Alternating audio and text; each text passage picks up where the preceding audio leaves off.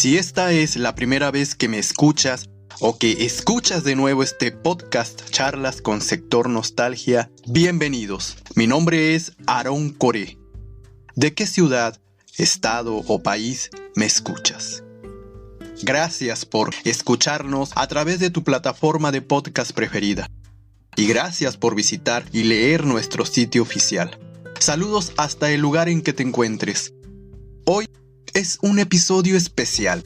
Es el cumpleaños de mi madre Alicia y además estoy festejando los 3 años de vida de Mezquiteatro.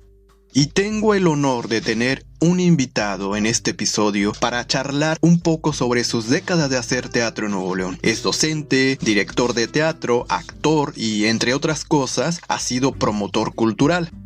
Por si fuera poco, es una persona que piensa en las necesidades que giran en torno a la educación teatral, es decir, sobre los programas educativos en una escuela de teatro. Su nombre es Carlos Guetta y, escuchen bien, nos hablará sobre el área de oportunidad que está presente en las escuelas de teatro desde los años 70 y también critica y aparte propone. ¿Qué sucede con el docente que termina su licenciatura y desea ser maestro de teatro? Tú, si tienes un proyecto teatral, ¿cómo le haces para moverlo? Si estudiaste en una escuela de teatro y al final te diste cuenta de que no tienes la vocación para ser actor, ¿qué pasó? ¿Abandonaste tu sueño? ¿Ya no hay nada más para ti dentro del teatro? Hola Carlos Guetta, bienvenido. Como ya te comenté, estoy acercándome con la gente que hace teatro, que lo está haciendo en Nuevo León, Tamaulipas y Coahuila, y voy registrando, compartiendo a nuestro público las memorias teatrales y que además uno aprende y se va dando cuenta de que hay mucho por hacer en este medio y ya sea actuando, dirigiendo, escribiendo, produciendo e incluso también ir a ver las obras de nuestros compañeros de teatro. Eso también cuenta. Bueno, hay muchas facetas de las cuales hoy hablaré contigo. Pues felicito tu entusiasmo, me congratula verte, conocerte y qué bueno que estás haciendo eso, de verdad felicidades. Sigue guardando estos testimonios, qué padre, felicidades. Impartes clases en secundaria y en las escuelas de teatro, Carlos. ¿Has tenido también esa oportunidad de ser maestro en este tipo de escuelas? Fíjate que no se dieron las condiciones en su momento. Yo entré ahora sí como una alternativa de vida, porque no se puede vivir del teatro. Entonces, yo más o menos sé tocar instrumentos musicales, en este caso la guitarra, y hubo la oportunidad por parte de Secretaría de Educación de entrar yo como acompañante musical para chicos en preescolar. Estoy hablando de los 20 y tantos años, ¿no? Y entonces fue, qué padre, voy a tener la oportunidad de una lanita mientras sigo haciendo teatro, ¿no? Y después en el camino, pues no, realmente me encontré con un universo que me apasionó, que es la docencia, y me empecé a estudiar, ahora sí ya en forma. Hice mi licenciatura en Lengua y Letras Españolas, una licenciatura en Artes, una maestría en Educación Superior, y me clavé en la cuestión del magisterio.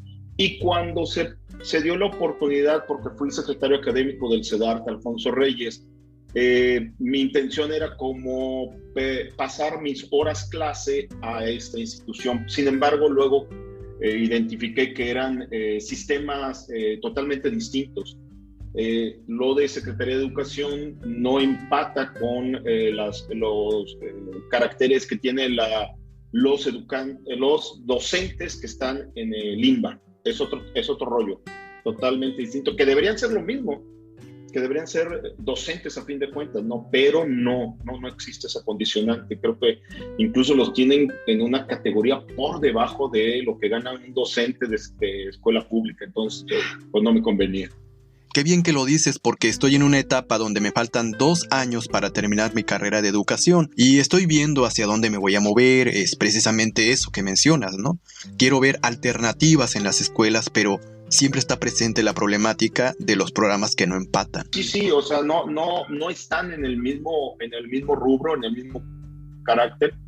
Yo, te digo, siendo secretario académico, me di cuenta de que el INBA en su momento, cuando crea las escuelas como CEDART, los CEDART, no estaban determinados como docentes, porque la gran mayoría de los docentes que estaban en activo en aquel momento no tenían el perfil, es decir, eran maestros de música, eran maestros de danza, que habían estudiado de manera empírica, pero que no tenían licenciaturas. Entonces lo que les dieron fue como una especie de, como administrativos, no propiamente como docentes, y entonces es una categoría, es un rubro que se creó en aquella época, estoy hablando como de los 70s, y desde entonces no ha habido un cambio a esta categoría donde digas, oye, no, es que estos son maestros a nivel federal que corresponden como cualquier docente de otras áreas, ¿no? Entonces ese es el detalle, ¿no? Y pues la verdad sí está con sus broncas. A mí particularmente el magisterio pues sí me ha permitido como tener esta canonjías de seguir haciendo teatro y tener un sueldo seguro, ¿no? En estas entrevistas que estoy realizando con Valdés, por ejemplo, salió tu nombre, con Rosy Rojas también y con Josefina de la Garza, por ejemplo, ¿no? Saliste en una nota periodística en el periódico El Porvenir. A finales de los 90 escribieron que tú y ella hicieron una química impresionante en la escena, ¿no? En la obra Terapia Intensiva, para ser precisos. No sé si recuerdas esa nota, y después tú diriges a Josefina y eso me llamó la atención. Y cuando te invité a hablar de ella tenía miedo porque en este medio unos no tienen mucho contacto después de años con quienes trabajaron en una obra y es válido. No, nada que ver. No, fíjate que bendito Dios, yo soy de Nayarit y cuando llegué aquí a la ciudad me topé con pequeños universos, ¿no? Los de la escuelita, con los de artes escénicas, con los de no sé qué. Entonces, ¡a la torre! Como yo no tenía ahora sí propiamente un maestro o una escuela base, pude transitar con diferentes maestros, ¿no? Recuerdo que hubo una ocasión en donde estaban peleados, no ellos, sino por las circunstancias como se dieron la selección de las obras a la muestra nacional. Estaba yo actuando con Sergio García y con el que estaba peleado, que era Jorge Vargas, yo estaba como asistente de dirección. Entonces, pues yo escuchaba lo que decían de un lado y escuchaba del otro y me daba cuenta que no era el pleito entre ellos, sino más bien con las condicionantes que se dieron. Y entonces he podido transitar como los diferentes grupos de gente que hace teatro aquí en la ciudad y me he podido mover también en un carácter independiente, haciendo mis cosas, a veces institucionalmente y a veces de manera independiente. Me agrada que me menciones eso, porque aparte de la entrevista con Josefina, yo quiero hacerte una entrevista a ti, si tú me lo permites. No puedo hacerla, claro, tendría que seleccionar la fecha para decirte, para poder yo investigarte, se escucha muy mal, pero investigarte para bien, y luego ya hacerte preguntas que tú te mereces, ¿no? Por la trayectoria, tienes mucha trayectoria. Ok, claro que sí, con todo gusto. Claro. Sí, yo, parte de una actividad que realicé durante 10 años fue lo del Coloquio de Teatro Nuevo León.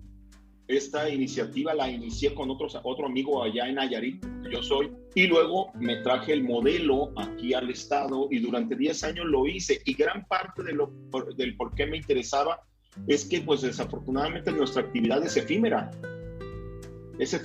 y queda poco evidencia, queda poco testimonio.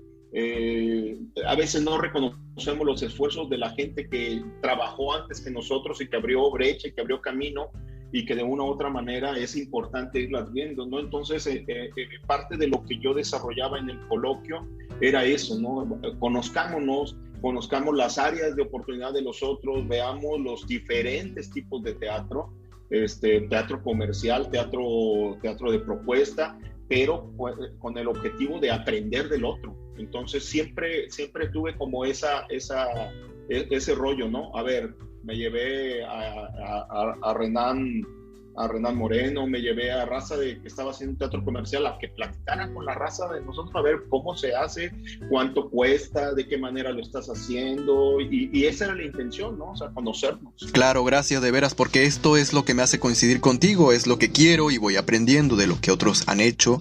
La visión, por ejemplo, no solamente actuar en escena, sino también en tener una mirada más interdisciplinaria. Fíjate que ahorita mis chavos están cada uno en sus áreas distintas y precisamente, por ejemplo, uno de ellos está haciendo cine, ya egresó y está empezando a hacer cine. El otro es productor musical, me ha hecho música para mis obras de teatro. Y lo padre es como reconocer, y yo les decía, creo que gran parte de lo que nos ha faltado durante años aquí en la ciudad es darle el rol que corresponde a cada una de las áreas, ¿no? Por ejemplo, yo les decía, y lo decía cuando estaba siendo secretario académico, les decía, creo que es necesario recuperar modelos de aprendizaje de otras instituciones, de otros lugares, porque aquí les digo, nos estamos enfocando en creación de actores, exclusivamente creación de actores, pero ¿y dónde están los productores? ¿Y dónde están los vestuaristas? ¿Y dónde están? O sea, yo les decía, hagamos una transformación a este modelo académico que tenemos, en donde haya una parte que sea tronco común y a partir del cuarto semestre empezar a específicamente trabajar áreas, tanto de investigación, como de dirección, como de actuación, porque pareciera que todos son actores y la verdad, no todos son buenos como actores y es muy frustrante salir y decir, la madre, soy re malo para actuar. Sí, pero te interesa el arte escénico, pero a lo mejor puedes ser excelente productor o puedes ser un excelente director de escena o puedes ser no todo tiene que ser la actuación, ¿no? Y desafortunadamente nuestros planes de estudio pareciera que nomás están enfocados allá y haces apenas una escaneada de las otras áreas.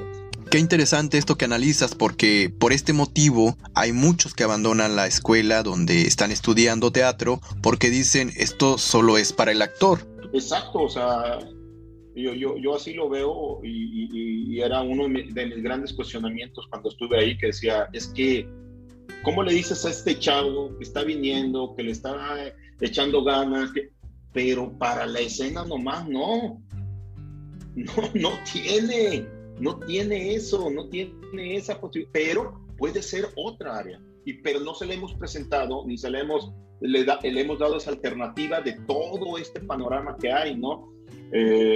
Con mi hijo, te digo, con que hacen cine, pues dices, es que sí, ahí está el productor, está el asistente, está el encargado de arte, está el encargado, no sé, y cada una de las áreas tiene su importancia dentro del proyecto final, ¿no?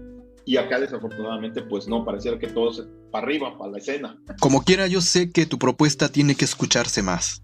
No se debe quedar así, se necesita mucho y todo esto nos sirve tanto al actor como para el que egresa y no sabe qué hacer, o para aquel que espera al director que le toque la puerta en su casa y lo invita a hacer teatro. Hay que movernos de alguna forma, de alguna u otra, como lo están haciendo muchos. Somos creadores, como tú, que te uniste a compañeros en los 90 y juntos hicieron proyectos interesantes. Sí, yo creo que gran parte también, o sea, te digo, es la posibilidad de ser autogestor de tus proyectos, de tus ideas, saber cómo promoverlas, cómo venderlas, cómo movilizarte, que sí, es importante, ¿no? Sí, o sea, ese proyecto de 10 que organizamos, 10 directores, la idea era buscar cada vez más el profesionalismo, ¿no? Es decir, oye, pues sí, tienes oportunidad, conforme van pasando los años, de viajar a otros lugares, de ver otras propuestas y decir, oye, ¿cómo le están haciendo ellos? ¿Cómo es que pueden vivir de eso? ¿Qué hicieron? Y ir dándote cuenta que, pues sí, o sea, que si bien es cierto, hemos sido muy entusiastas del hecho de mantenernos haciendo teatro, la realidad es que también ha faltado formación en otros ámbitos y que pues ojalá generaciones que vienen atrás de nosotros vayan desarrollándola, ¿no? A mí me entusiasma mucho ver estos espacios independientes que se han ido cada vez proliferando. La idea es que se puedan sostener. Yo en los últimos años he trabajado mucho con Hernán Galindo en su espacio de Casa Musa, en donde me han invitado a dirigir. Y bueno, gran parte ha sido eso, ¿no? Donde tienes un productor, donde le dices, ¿sabes qué? Sí me aviento, pero solamente quiero ser director. Yo no quiero andar yendo a vender la obra. Yo no quiero, la neta no. O sea, ¿por qué? Porque pues ahora sí te va alcanzando la realidad y ya dices, no, yo ya para andar en ese numerito, no, o sea. Y encontrarte gente que sí, o sea, que dice, yo soy tu productor, va, órale, yo le entro, va, yo la muevo, yo la esto, lo otro, nomás tu dirección escénica, va. Y entrar en dinámicas que se me hacen cada vez un poco más profesionales, donde te hablas de porcentajes, hablas de pago único, la obra se queda para ti, o sea, más en ese sentido, ¿no? Y me he enfocado mucho en estos últimos años a ello, ¿no? Otro con quien he estado trabajando ha sido con Santiago Martínez, Chavo Martínez. Bueno, con él actué lo de Spring Breaker, la obra de Spring Breaker, y posteriormente él dijo, quiero que me dirijas un proyecto que fue la nave, esa, y así fue. Él es el productor, él es el dueño de la obra, yo solamente vengo a dirigir. Va, órale, me gusta la idea. Entonces, como que vamos encontrando dinámicas y es importante. Genial, Carlos. Y bueno, es todo en estos breves minutos de charla. Has compartido mucho y eso me da mucha alegría. Hablar con alguien que practica lo que ama, diriges, actúas y compartes tus propuestas, siempre pensando en colectividad. Sí. Y te digo, mucho fue por un carácter de intuición y de verdad de búsqueda, ¿no? Yo me acuerdo que quien me motivó a dirigir fue el maestro García. A través de un consejo directo o indirecto, ¿sí? Estábamos en el montaje del Quijote, y yo recuerdo que le digo, maestro, es que esta escena está bien gachita, está quedando bien pedorra.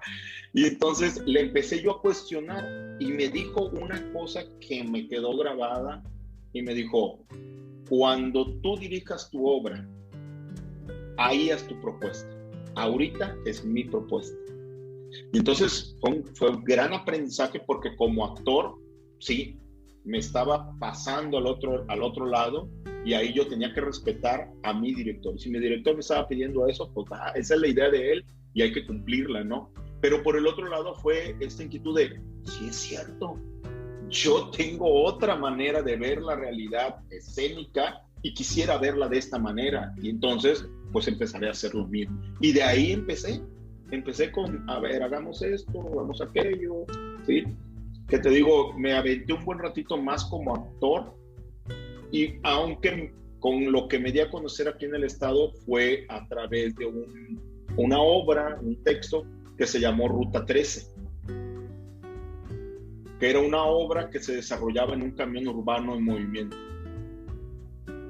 O sea, salíamos del teatro de la ciudad y en vez de la gente entrar a la sala experimental, se subían al camión y nos íbamos todos Suazua, Tapia, todos hacíamos un circuito Colón y en el camino iban subiendo actores, iban participando. Te comento algo, Carlos Guetta, ir hablando o entrevistando a la gente que hace teatro no tiene nada que ver con encumbrarlos o darles fama. Esto lo comento porque ustedes no la necesitan, tú tampoco, tienes una trayectoria interesante. Lo comento porque hay quienes aseguran que uno de este modo alimenta famas y nada que ver. Siempre he pensado en la claridad de quienes han hecho teatro en Nuevo León, tuvieron o están teniendo éxito en la empresa que llevan y que están alejados de la idea de la fama. Al contrario, comparten y tienen esta característica que encuentro en ti y por eso continúo investigando, entrevistando y aprendiendo de ustedes. Y eso es lo que hago, difundir su trabajo y forma de mirar el mundo. Gracias, Carlos, por el tiempo y este es un preview de tu próxima entrevista. Te estaré avisando para ponernos de acuerdo. Esto fue solamente una charla especial para festejar los 3 años de Mezquiteatro. La idea es compartir y reconocer los esfuerzos, ¿no? Y qué padre que lo estás haciendo y en lo que podamos aportar, materia dispuesta. Bueno, gracias. Órale, abrazo y platicamos. Gusto, seguimos en contacto, ¿va? Claro que sí, con gusto. Hasta luego, bro. Bye. Hasta luego, Carlos. Bien, te comento que como parte del festejo Mezquiteatro, este mes tenemos contenido teatral. Sector Nostalgia difunde los artículos de memoria teatral regiomontana, por ejemplo. Ayer se publicó sobre la obra El último día de Bernardo. Esta obra es escrita por Ricardo Marcos González y dirigida por el maestro Luis Martín. Ahí están actuando Francisco de Luna y Cristóbal Alanís. Los dos están haciendo una mancuerna genial de actuación y la asistente de dirección es May Durán. Saludos a todo el equipo. Hoy hay función y el miércoles 9 de febrero. Solo no olvides registrarte. Busca en nuestra página de Facebook el link de registro o bien en la página de Cultura UANL. Y Ensayo para los Débiles es otra obra, es dirigida por Cravioto. Por ahí voy a compartir en los próximos días mis comentarios sobre la obra, que tiene un elenco de grandes actores. Pedro Rivera compartió la noticia de que la obra se va a presentar el 11, 12, 13, 18, 19 y 20 de este mes. Así que hay funciones, es entrada libre y tiene cupo limitado. Ahí los ilumina Gerardo Valdés. Maestro, un abrazo y también buena vibra a la compañía de teatro experimental UANL. Y bueno, las sorpresas son sorpresas, así que mantente atento a lo que se compartirá en nuestras redes sociales, en Facebook, síguenos, Instagram, Twitter, y si deseas charlar conmigo puedes contactarme también por el correo sectornostalgia@gmail.com. Quiero seguir hablando de literatura, biografías y teatro, pero ¿qué crees? Así es, se ha acabado el tiempo, así que, por último, la despedida. Si estás en algún lugar de este mundo, en cualquier espacio y tiempo en que te encuentres, solo resiste. Resiste. El teatro es un vínculo con el mundo exterior. Peter Brook. Mi nombre es Aarón Coré, Sector Nostalgia, pasión por el retorno.